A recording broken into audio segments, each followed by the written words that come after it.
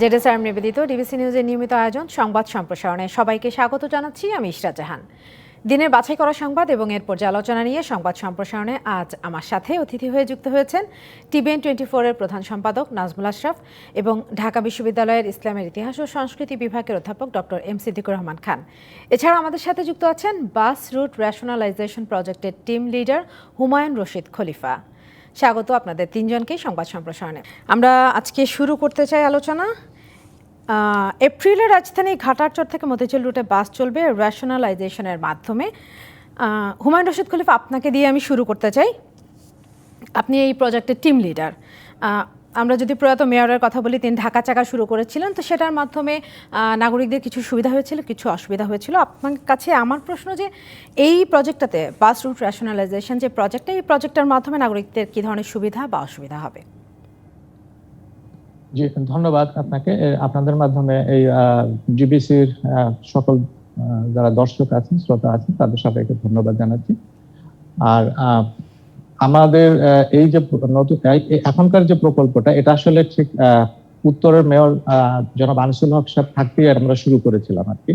উনি প্রথম এই ব্যাপারটা নিয়ে আমাদের কে বলেছিলেন যে একটা কিছু করা যায় কিনা। তো তখন আমরা কিছু করার জন্য আমরা নতুন কিছু আবিষ্কার করতে যাইনি। সারা দুনিয়াব্যাপী স্বীকৃত যে একটা মানে ব্যবস্থা আছে, সেই ব্যবস্থার দিকে আমরা গিয়েছি। এটাকে আমরা কাস্টমাইজ করার চেষ্টা করেছি ঢাকার সাথে। ব্যবস্থাটা স্বীকৃত ব্যবস্থাটাই হলো যে শহরে বাসকে যদি শৃঙ্খলার মধ্যে আনতে হয়, বাস সার্ভিসকে, তাহলে সাধারণত এর আগে যারা এই কাজটি করেছে, বাসের যাদের প্রবলেম ছিল এবং যারা এটাকে নিয়ম শৃঙ্খলার মধ্যে এনেছে, তারা যে কাজটি করেছে সেটা হলো একটা শক্তিশালী একটা নিয়ন্ত্রক সংস্থা, এবং তার সাথে যতই বাস সার্ভিস যেগুলো ছিল সেগুলোকে কয়েকটা কোম্পানির মধ্যে নিয়ে এসে জয়েন্ট স্টক কোম্পানি করে, এবং ওই 4, 5টা, 6টা, 10টা, 20টা এই ধরনের কোম্পানির সাথে একটা ফ্রাঞ্চাইজি চুক্তি করে, এই ফ্রাঞ্চাইজি চুক্তির ভিতরে যে টার্মস কন্ডিশন গুলো থাকে, সেই টার্মস কন্ডিশন গুলো যাতে মেনে চলে, এই জন্য একটা শক্তিশালী একটা অথরিটিরও দরকার হয়। যেটা আমরা আমাদের প্রস্তাবে, ওই প্রস্তাবটাই আমরা দিয়েছিলাম যে এখানে একটা অথরিটি থাকতে হবে। এখন বাস পরিচালনায় দেখাশোনা কে করবে, এরকম কোনো সুনির্দিষ্ট অথরিটি নেই, একক অথরিটি নেই। আমরা যদি বলতে চাই তাহলে একক অথরিটি দরকার, তার সাথে ফ্রাঞ্চাইজি চুক্তির মাধ্যমে বাসগুলো চলবে।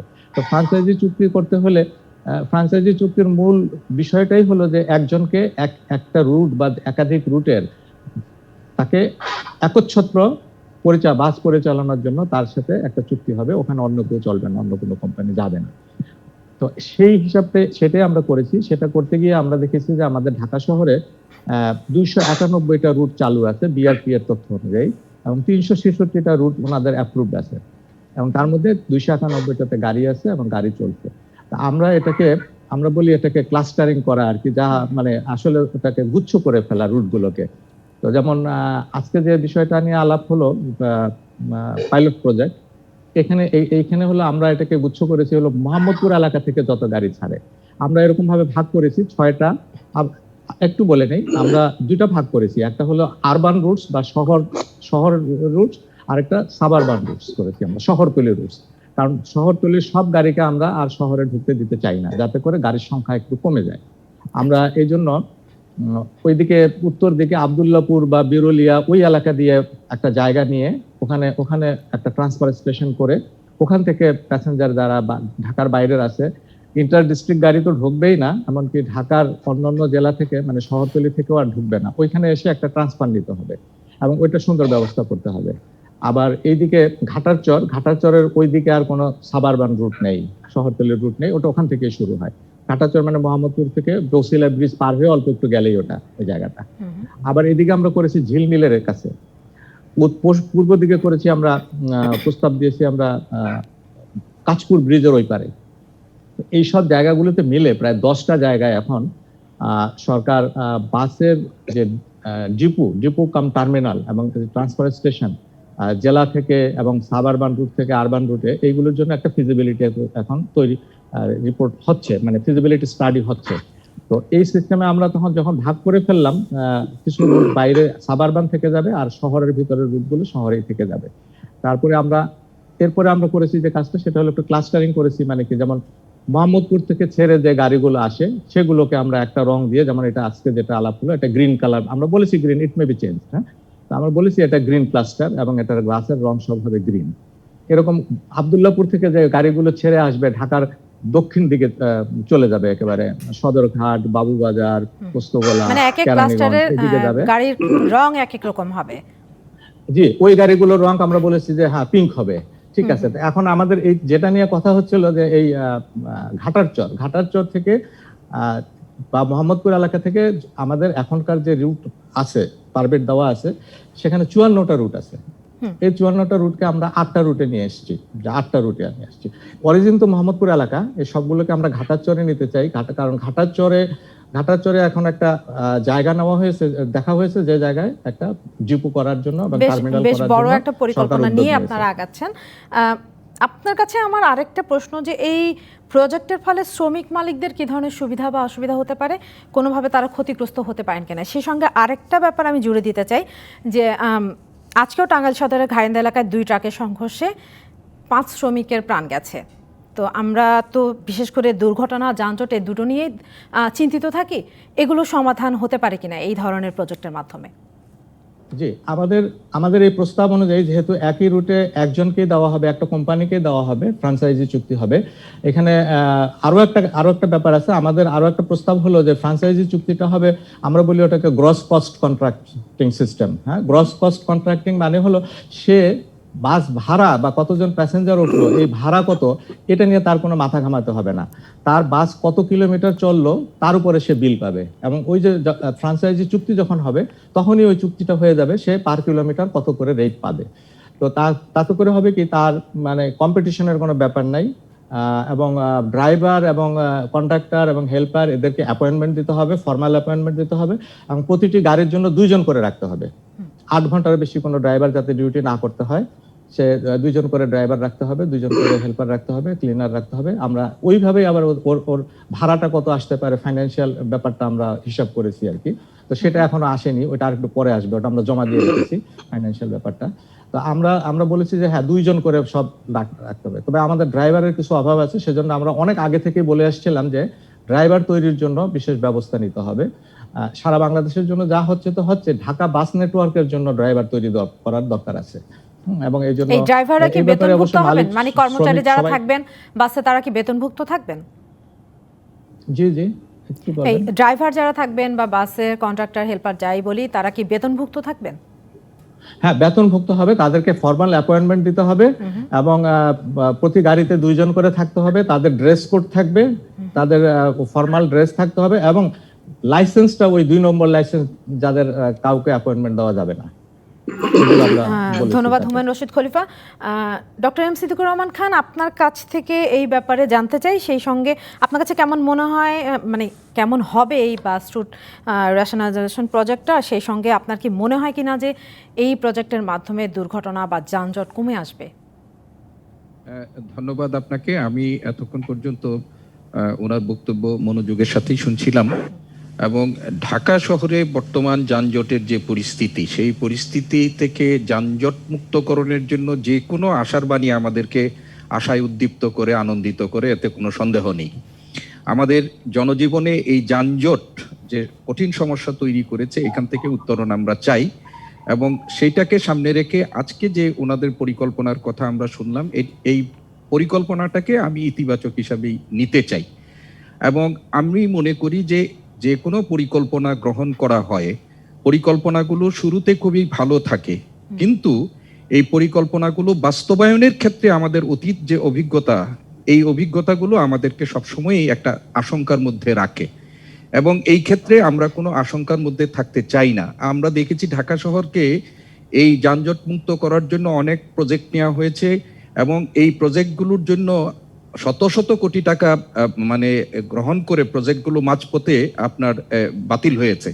আপনার ঢাকা শহরে এমন একটা শহর, একটা মেগা সিটি, সেই মেগা সিটিতে আমাদের ট্রাফিক সিস্টেমে কোনো স্বয়ংক্রিয় ট্রাফিক ব্যবস্থা নেই। ম্যানুয়াল একটা ট্রাফিক সিস্টেমের মধ্যে আমরা এই ঢাকা শহরে চলছি, এবং এই ট্রাফিক সিস্টেমকে কেন্দ্র করে, এটাকে মানে স্বয়ংক্রিয় ট্রাফিক ব্যবস্থাকে কেন্দ্র করে যে কত ধরনের প্রজেক্ট হয়েছে, এবং কত অর্থের, সরকারি অর্থের, রাষ্ট্রীয় অর্থের অপচয় হয়েছে এটি তো আমরা সবাই জানি। এবং আপনার মনে আছে যে এই ঢাকা শহরে যেন উল্টো দিকে যে যান চলাচল, এর কারণে একটা যে সংকট হয়, সেই জন্য এক ধরনের ব্যবস্থা কয়েক বছর আগে নেওয়া হয়েছিল। উল্টো দিকে গেলে গাড়ির এক ধরনের রাস্তার মধ্যে কি বসানো হয়েছিল যে গাড়ির চাকাগুলো পাংচার হয়ে যাবে। মাত্র 1 মাসের মাথায় সেই প্রজেক্টে শত শত টাকা কোটি টাকা খরচ করে সেই প্রজেক্টও বাতিল হয়ে গেল। তো আমরা এতক্ষণ ধরে ওনার যে বক্তব্যটি শুনলাম, এবং এই বক্তব্যটির আলোকে আমি প্রথমেই বলেছি যে আমরা আশাবাদ রাখতে চাই। ঢাকা শহর এখন এই যে 2 কোটি 2.5 কোটি মানুষের বসবাস যে মহানগরীতে, সেই মহানগরীতে আমাদের এই যানজটের সমস্যা মোকাবেলার জন্য বিশেষজ্ঞ পর্যায়ে যে পরামর্শগুলো আসে, সেই পরামর্শগুলো বাস্তবায়নের জন্য ঢাকা সিটি কর্পোরেশন সহ সংশ্লিষ্ট যে মন্ত্রণালয়গুলো আছে, আমি বলবো যে এখন ঢাকা সিটি কর্পোরেশনের উত্তরের এবং দক্ষিণের মেয়র দুজনেই বয়সে তরুণ। আমি বয়সে তরুণ এই জন্যই বলছি। এবং তারা, আনিসুল হক যিনি ছিলেন, তিনি যেরকম স্বপ্ন দেখতেন, এইরকম স্বপ্ন তারাও দেখবেন এবং সেগুলো বাস্তবায়নের জন্য তারা সর্বাত্মকভাবে চেষ্টা করবেন, এটা আমরা চাই। এবং এই যে নীতিমালাটা গ্রহণ করা হচ্ছে, এই যে দেখেন আমাদের সংখ্যাটা সবসময়ই থাকে, তারপরেও আমরা বলতে চাই যে পাইলট প্রজেক্ট যখন ইমপ্লিমেন্ট হবে আগামী বছরে এপ্রিল মাসে, সেই ইমপ্লিমেন্টেশনের সময়ই আমরা কিন্তু একটা ধারণা পাবো যে এটি কিভাবে কাজ করবে। এবং আমাদের কাছে আরেকটা জিনিস ওনার কাছে আমার জানার এবং যে বলা হচ্ছে যে সেখানে কোম্পানির সংখ্যা কমানো হবে এবং সেইখানে মনোপলি যদি বিজনেস তৈরি হয়ে যায়, এবং এই মনোপলি বিজনেসের ক্ষেত্রে যেটি আমরা দেখি যে যারা সরকারের নিকটে যারা থাকেন তাদের যদি দৌরাত্ম্য তৈরি হয়, তাহলে কিন্তু কোনো পরিকল্পনায় শেষ পর্যন্ত সরকারের সদিচ্ছা থাকলেও কিন্তু বাস্তবায়ন করা যায় না। তো সেই ক্ষেত্রে আমরা যদি বলবো যে সদিচ্ছা নিয়ে এই প্রকল্পটি গ্রহণ করা হচ্ছে, সেই প্রকল্পটি বাস্তবায়নের জন্য সর্বোচ্চ প্রচেষ্টা, এবং কোন রকমের পাইলট প্রজেক্ট থেকেই ফেরত যাওয়া বা এটা না, একটা যে কোনো পরিকল্পনাকে সাস্টেইন করার জন্য একটু সময় দিতে লাগে। আমাদের সমস্যাটা হলো প্রচেষ্টাটা যেন যে আমরা অব্যাহত থাকে, এই ধৈর্য ধরি না। প্রকল্পটা যেন আলোর মুখ দেখে। আপনি নিশ্চয়ই এটা বলছেন। ধন্যবাদ ডক্টর এম সিদ্দিকুর রহমান খান। নাজমুল্লাহ সাহেব, আপনার কাছেও এই প্রজেক্টের ব্যাপারে আমি জানতে চাই, সেই সঙ্গে একটু জুড়ে দিতে চাই যে রাস্তাকে তো সুবিন্যস্ত করতে আমরা বিভিন্ন সময় বিভিন্ন উদ্যোগ নিতে দেখেছি, তো কিন্তু আমরা বরাবরই দেখেছি যে মৃত্যুর সংখ্যাও বাড়ছে, অ্যাক্সিডেন্ট হচ্ছে, বন্ধ হচ্ছে না কোনোভাবেই। একের পর দুর্ঘটনার পরে আমরা বিভিন্ন ধরনের সাজেশন পাই যে এটা করলে ভালো হতো, ওটা করলে ভালো হতো। সেই সাজেশনগুলো কাজে লাগছে কিনা বা লাগানো হচ্ছে কিনা?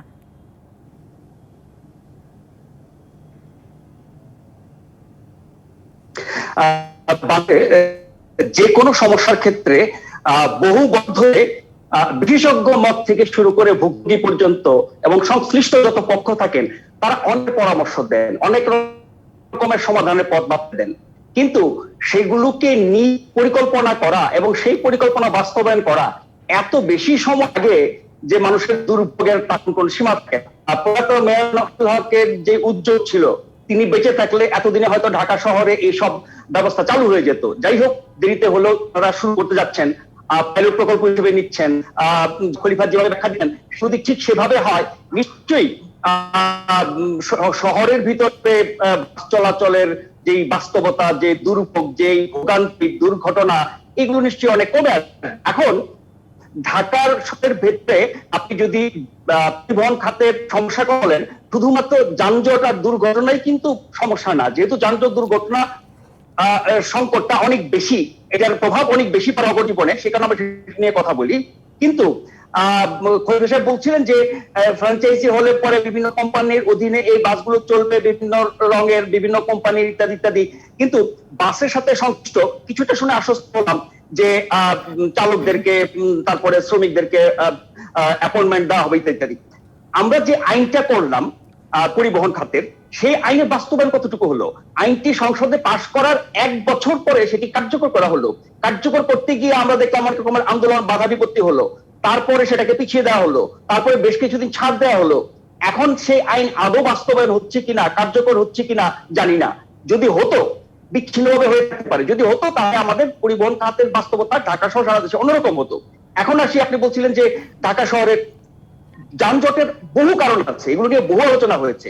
একটা বড় কারণ হচ্ছে যে আমাদের রাস্তাঘাট কম, ঠিক আছে, আমাদের দ্রুত গতির গাড়ি, কম গতির গাড়ি একই সাথে চললে ট্রাফিক সিগন্যালে কোনো ঠিক নাই, পথচারী মানে না, ড্রাইভাররা মানে না, এরকম বহু সমস্যা আছে। কিন্তু একটি বড় সমস্যা, আমাদের যে সীমিত রাস্তা তার একটা বড় অংশ দখল করে থাকে হচ্ছে দোকানপাট, হকার, তারপরে অবৈধ স্থাপনা এবং গাড়ি, এটা আবার দু রকমের। প্রায় প্রতিদিনই আমরা কিন্তু গেলাম, উচ্ছেদ অভিযান দেখি, উচ্ছেদ অভিযান চলে এসবের বিরুদ্ধে। আমার আপনার গাড়ি পার্ক করার জায়গা নাই, যে মার্কেটে বা অফিসে গেছি তাদের পার্কিং এরিয়া নাই, তাই রাস্তা পেলাম, এটা এক ধরনের। আরেকটা হচ্ছে ঢাকা শহরের বিভিন্ন জায়গায়, আমি থাকি লালমাটিয়া, আমার এখান থেকে আমি দুইটা জায়গার কথা বলতে পারি, একটা কলা বাগান আর কিছু শ্যামলী, তারপরে আমি জানি যে মতিঝিলে ফকিরগুলো। এই যে বিলাসবহুল বাসগুলো, বিশাল আকারের বাস, ঢাকা চট্টগ্রাম থেকে শুরু করে বিভিন্ন লং রুটে চলে, সেই বাসগুলো রাস্তার উপরে পার্ক করে, রাস্তার উপরে ব্যবসা করে, রাস্তার উপরে বছর পর বছর তারা রাখছে, ছাড়ছে, যাত্রী তুলছে, নামছে, কোনো বিচার নাই নগর কর্তৃপক্ষের। এবং এটা যে অবৈধ, সেটা মনে হয় আমরা বিশ্বাসই করতে চাই না। কেন তাদেরকে নির্দিষ্ট জায়গায়, নির্দিষ্ট ছাউনিতে, নির্দিষ্ট টার্মিনালে নেওয়া হবে না? এখন এইসব ব্যাপারেও সিদ্ধান্ত নিতে হবে, শুধু কোন রুটে কিভাবে বাস চলবে সেটা না, সেগুলো কোথায় থাকবে, এই ব্যাপারগুলো তো সিদ্ধান্ত নেওয়ার একটা ব্যাপার আছে। অসংখ্য ধন্যবাদ। আমাদের একটা বিরতির সময় হয়ে গেছে। জেডএসআর নিবেদিত সংবাদ সম্প্রসারণে একটা বিরতি নিচ্ছি, সঙ্গে থাকুন। বিরতির পর আবারও স্বাগত জানাচ্ছি জেডএসআর নিবেদিত সংবাদ সম্প্রসারণে। আমার সাথে আছেন টিভিএন 24-এর প্রধান সম্পাদক নাজমুল আশরাফ এবং ঢাকা বিশ্ববিদ্যালয়ের ইসলামের ইতিহাস ও সংস্কৃতি বিভাগের অধ্যাপক ডক্টর এম সিদ্দিকুর রহমান খান। আপনাদের আবারও স্বাগত জানাচ্ছি। আমরা এবার আলোচনা করতে চাই চিনিকল সচল রাখার দাবিতে শ্রমিকদের বিক্ষোভ অব্যাহত রয়েছে। কর্তৃপক্ষের ভুল সিদ্ধান্তই লোকসানের কারণ বলে দাবি করছেন শ্রমিকরা। এই বিষয়টি নিয়ে কথা বলতে চাই। ডক্টর এম সিদ্দিকুর রহমান খান, আপনাকে দিয়ে শুরু করতে চাই। করোনার মধ্যেও শ্রমিকরা আন্দোলন করছেন, এর আগে পাটকল বন্ধ করে দেওয়া হয়েছে, এখন চিনিকল, এক এক করে কেন শিল্পগুলো বন্ধ হয়ে যাচ্ছে? আপনি ঠিকই বলেছেন যে এই করোনাকালের মধ্যেও শ্রমিকরা তাদের জীবন জীবিকা রক্ষার জন্য তারা এই করোনা ঝুঁকির মধ্যেও রাস্তায় নেমে এসেছে এবং আন্দোলন সিদ্ধান্ত নিয়েছে, আন্দোলন পরিচালনা করছে। আপনি দেখেন যে এই ডিসেম্বর মাস হচ্ছে আখ মারাইয়ের সময় এবং 60,000 আখ চাষি, এই 6টি চিনিকল যেগুলো বন্ধ করার সরকার সিদ্ধান্ত নিয়েছে এবং এই বছর থেকেই সেইগুলোতে আর চিনি উৎপাদন হবে না বলে সিদ্ধান্ত নেওয়া হয়েছে।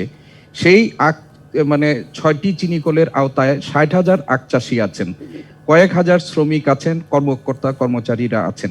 যখন একেবারে আখ ম্যাচিউর হয়ে গেছে, সেটা উৎপাদন শুরু হওয়ার প্রাক্কালে এই ধরনের সিদ্ধান্ত এই 60,000 চাষিকে বিপদের মধ্যে, চরম বিপদের মধ্যে ফেলে দেওয়া। কর্মকর্তা কর্মচারীরা তাদের বেতন ভাতা দিয়ে সরকার হয়তো ঠিক করবে, কিন্তু এই আখ চাষিদের যে একটা বড় রকমের ঝুঁকির মধ্যে ফেলে দেওয়া হলো, সেটি কেবল অন্যায্য না, এটা অমানবিকও।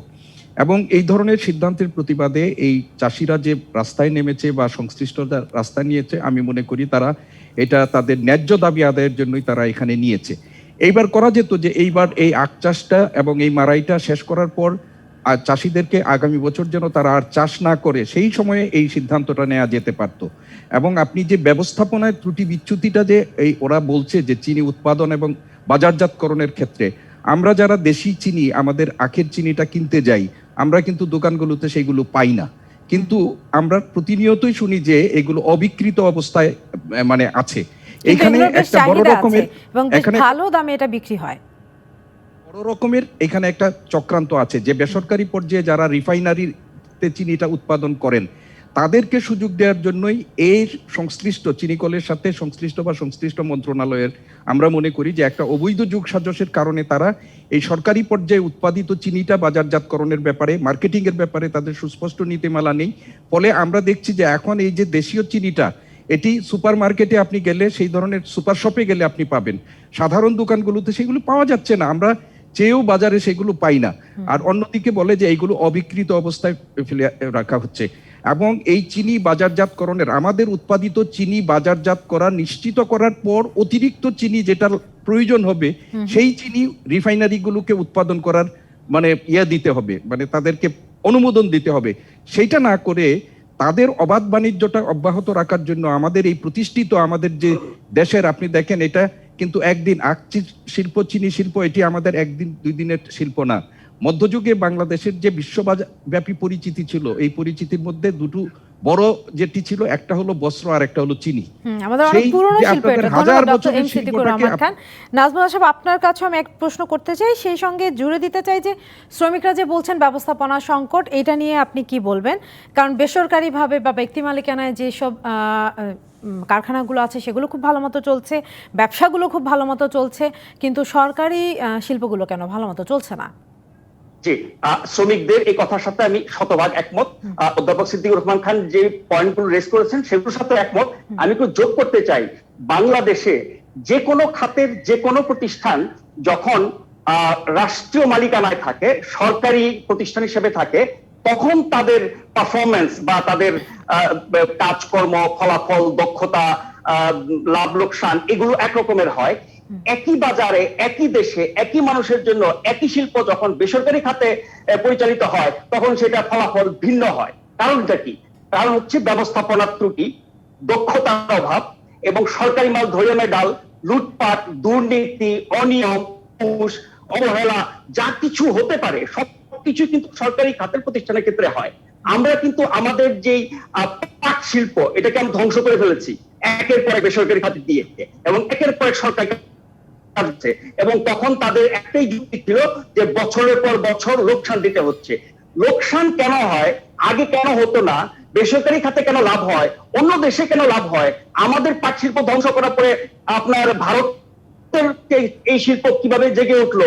এই বিষয়গুলো যদি আমরা বিবেচনা করি, তাহলে এটা পরিষ্কার যে সরকারের দক্ষতার অভাব, বা এই প্রতিষ্ঠানগুলোর যারা ব্যবস্থাপনায় থাকেন তাদের দক্ষতার অভাবের কারণে অনিয়ম, দুর্নীতি এগুলো তো আছেই, এইগুলো লোকসান হয়। আমরা পাট শিল্পকে শেষ করে ফেলেছি, এখন আমরা চিনি, বস্ত্র, এই শিল্পগুলোকে শেষ করবো কিভাবে?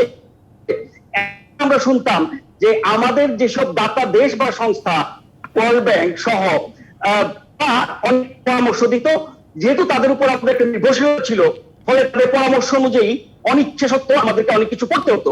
আমাদের তো সেটা নাই, আমাদের অর্থনীতি, আমাদের সামর্থ্য, আমাদের সবকিছু অনেক ভালো এখন। আমরা কারোর নির্দেশ অনুযায়ী চলবো না এখন। আমরা পদ্মা সেতু ওয়ার্ল্ড ব্যাংককে বিদ্যাঙ্গুলি দেখিয়ে নিজেরাই করছি। ফলে এই মুহূর্তে দাতাদের নির্দেশে বা তাদের প্রেসক্রিপশনে কিছু করার দরকার নাই সরকারের, এবং এই সরকার, শেখ হাসিনা সরকার, এগুলোকে পাত্তা দেন আমরা দেখেছি। তাহলে কথা হচ্ছে কি যে সরকারি খাতের প্রতিষ্ঠানগুলো কেন তাহলে আপনি বেসরকারি খাতে দিচ্ছেন? আগে জানতে হবে যে কেন এরা লোকসান করছে, কেন লাভ করছে না, তার জন্য দায়ীকে। আমরা কিন্তু কোন কর্তৃপক্ষের বিরুদ্ধে ব্যবস্থা নিতে, শাস্তি দিতে দেখি না, শুধুমাত্র বছর পর বছর লোকসান হওয়ার পরে সময় ছেড়ে দেওয়া হয়। এখানে বেসরকারি খাতের যারা প্রতিযোগী, এটা স্বার্থ থাকে, অধ্যাপক বলেছেন, সেটা একটা ব্যাপার থাকে। ফলে এগুলো আমরা সম্পদ হিসেবে যদি সঠিকভাবে পরিচালনা করতে পারি, নিশ্চয়ই লাভজনক হবে। আর শ্রমিকরা কোথায় যাবে? এমনিতে আমাদের কর্মসংস্থানের কত অভাব, আর করোনা মহামারীতে তো অবস্থা খুবই বাড়ে।